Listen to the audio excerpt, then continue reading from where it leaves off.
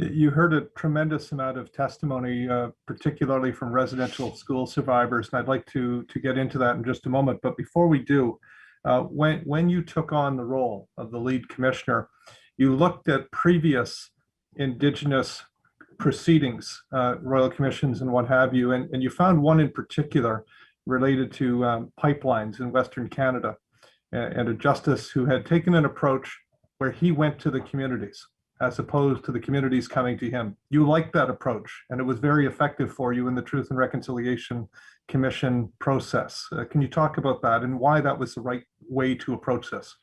Well, I was Thomas Berger's the individual you're talking about, and the Berger inquiry was an important inquiry in the history of this country, largely because it gave an opportunity for the Dene people, it was primarily the Dene people, but others as well, to be able to speak in an environment in which they were comfortable about what this experience that they were going to be put through would likely do to them and to their children and to their future generations.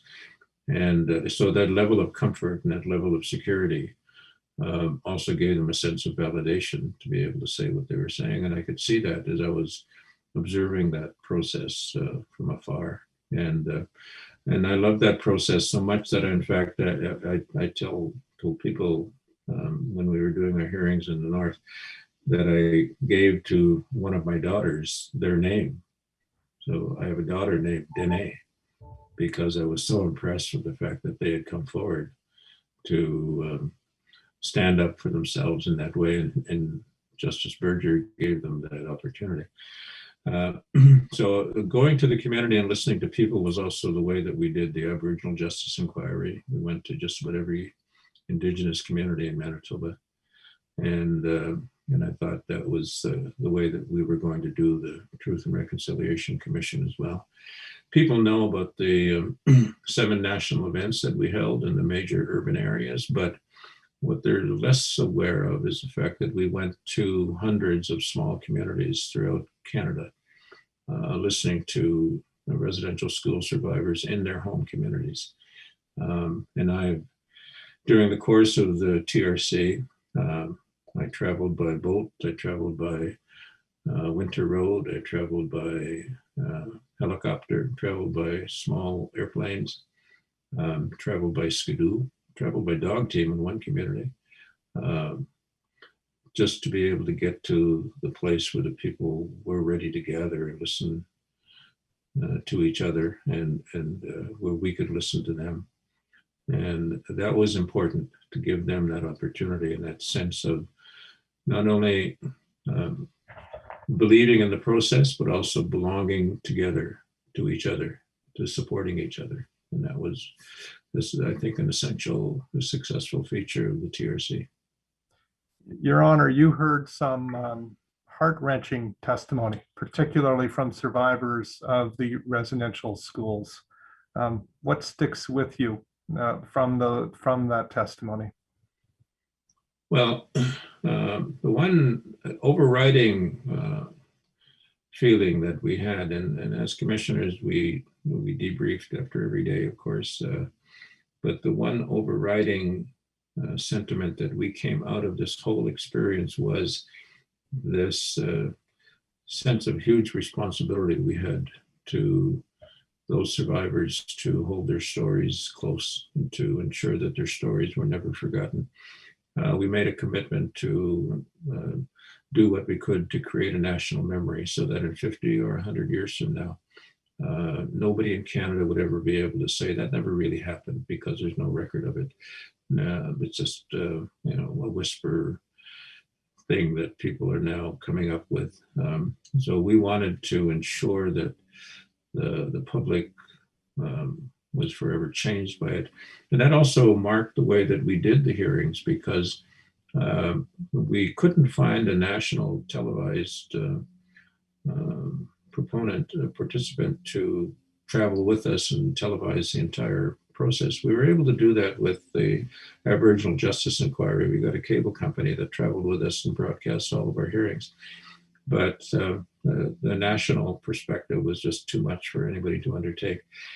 with the TRC. So what we did was we developed a way utilizing our young Indigenous technicians to webcast everything that we did. And so we encouraged people who had access to computers to watch all the proceedings on computer. And at one point, when at one of our hearings, as we were closing down in Ottawa, our technicians who can track these things through data collection processes were telling us that there were 62,000 computers that were connected to our hearing on that day, and that they estimate that because some of the computers were in large gymnasiums with large classes and groups of students, large groups of survivors, they estimated that an average of 5 people per link up were watching us. So they estimated that 300,000 people were watching us on that particular day. And we were in a room that held about 2,500 people, but our reach was quite significant. And I think that we need to understand that that's one of the reasons why the TRC had such an impact, is because we included the public in this as well.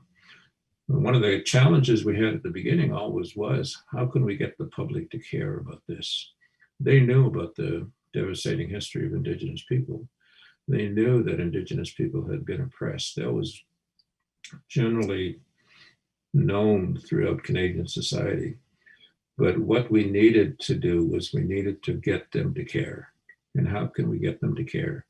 And we get them to care by bringing them into the group, by getting them to sit beside the survivors, to feel that they are being part of this process and that they feel affected by it. And I think that's been the greatest success of the TRC itself. There were 94 recommendations that your commission made, dealing with everything from justice to childcare, healthcare, education. How do you feel about it now, 5 years plus later, after the report was released? How successful has it been? Where are there still areas that Canadians need to do more? Well, all of those calls to action are still require attention. And one of the things that people need to understand is that reconciliation is not a one-time event. This is not where you say, well, yeah, okay, I did that, now I can check it off. You have to do those things every day. And that's why we were able to focus on 94 calls to action. And other inquiries that I have observed and in previous ones that I was part of, the recommendations numbered in the hundreds, and some of them were very detailed recommendations.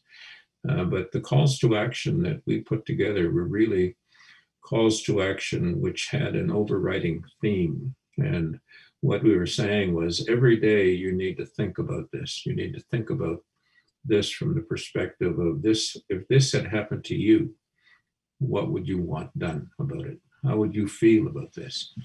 And so the government is fond of saying that they have implemented 48 of the 94 calls to action, and various entities have said that they have implemented various of the calls to action within their organization. In a conversation I had with the Prime Minister when that number was thrown out on the table, I said, well, that's great. I said, so what are you going to do next year?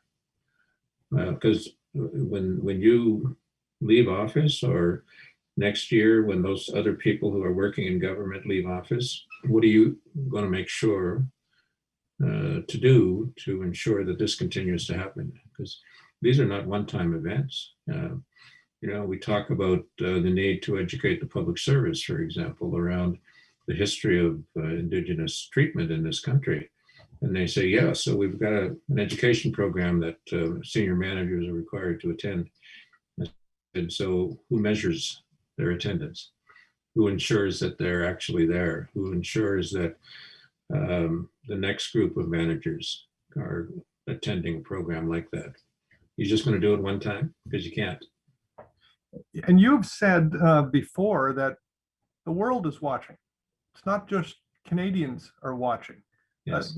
And you've been called on by other governments in other countries to respond and help them respond to Indigenous historical mistreatments. What can you share with us about that? Well, with the United Nations Declaration on the Rights of Indigenous Peoples, passed by the United Nations back in 2012, approximately, the impact of that upon the various nations of the world where there are acknowledged Indigenous populations still active and still present, it has forced governments to recognize that they have a lot of work to do, that they have to understand and appreciate what it is that either that government or the previous administrations have done to Indigenous people, and the consequences of that to the Indigenous people of those countries. And so the result is that sometimes they're struggling to try to figure out what to do next, what should be our plan of action. And so I have been asked to speak to senior officials in various governments, even South Africa. South African officials came to see me to talk about what can they do better? Where did they go wrong? Why is it so difficult to achieve reconciliation within their country? One of the things I always tell people is that you got to remember that in Canada, it took us about 11 generations of people to create this mess that we now have, to create this damaged relationship that we're faced with every day. And we can't expect to fix it within one generation. We can't expect to fix it within one term of government. It's not going to happen that quickly. And anything that happens that quickly is not going to have any lasting consequence. So we need to figure out, as part of the plan of action, what can we do that will have the best long-term impact and long-term consequence for the country in terms of achieving a balanced relationship, a much better relationship than we now have. And many governments that are facing the challenge of coming to terms with their history, their past, are not thinking of it in those terms. They're thinking of it in terms of how much money do we have to pay these individuals to compensate them for the damage that they've experienced? What's it going to cost us in terms of healing programs? What's it going to cost us in terms of this and that? And my response always is, well, you can get economists and health people and others can tell you what the dollar amounts are going to be.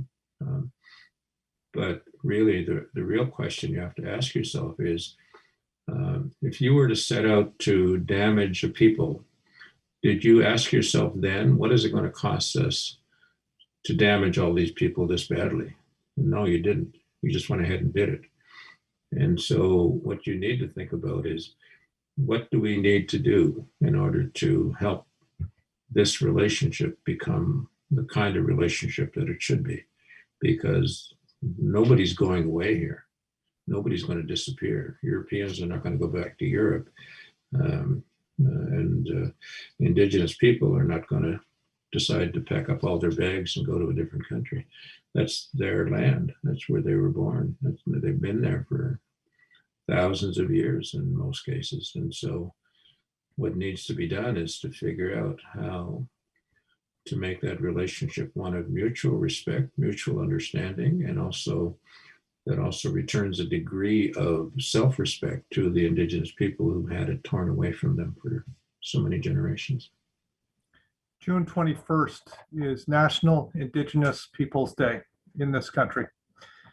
What advice can you give to non-Indigenous Canadians? Well, we're in the middle of a pandemic right now, so of course anything that happens is going to be part of a limited event, so we need to understand that. But in the overall scheme of things, dealing with National Indigenous Peoples Day on June 21st, it was really intended as a day of recognition of Indigenous peoples in this country, the fact that Indigenous peoples are still here. And so acknowledging that by participating in events that honor that fact is important. I've encouraged communities to consider marking it in terms of school activities. It's not an official holiday in any place in Canada. So utilizing it for school events, utilizing it to increase the knowledge level of what children are being taught, contributing to changes in the curriculum in our schools so that Indigenous and non-Indigenous children being educated in our public schools now are being educated in a way that gives them the opportunity to have mutual respect for each other growing up. So I think that what we need to think about is on National Indigenous Peoples Day on June the 21st, is to, where there is a permissible public event, participate, become part of that. If there is an activity going on that you can support, then support it. If it involves contributing some money to it, then contribute.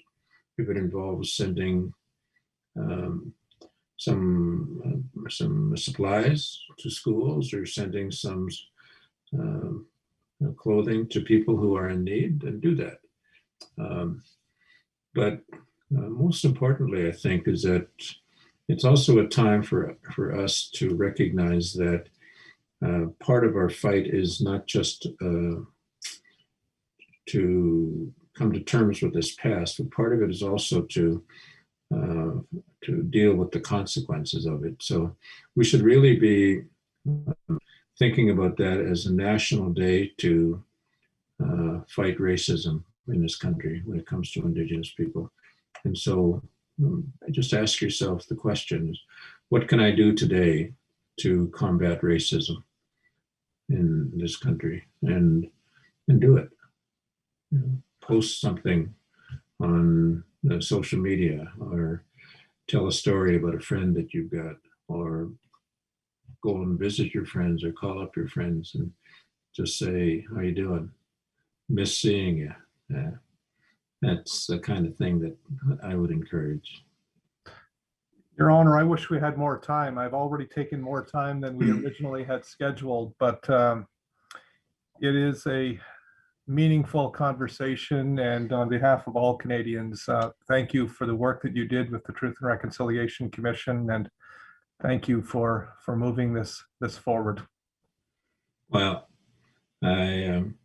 I always felt, and I said it during the course of the TRC's work, that I always felt that work that we were asked to do was a sacred trust that we were given. Willie Littlechild, who was one of the commissioners, and I come from traditions of very strong cultural understandings about where our purpose in life comes from. And Marie Wilson, the other commissioner, she also was very connected in spiritual terms to her mentor, church leader in the United Church, all of whom said that that this was the kind of thing that would be appropriate to achieving what it was that the Creator intended for this world to look like, if we were able to hear the words directly that he would have said. Learning to live beside each other is an important part of the humanity that he or she granted to us. Thank you for that. One of the most important pieces of work in Canadian history. Thank you. Today, in conversation with the Honorable Murray Sinclair, the lead commissioner for the Truth and Reconciliation Commission, now released more than 5 years ago. Still much work to do, but the 94 calls to action continue to remind Canadians about what we need to do moving forward. Thanks for watching. We'll see you next time on YourTV.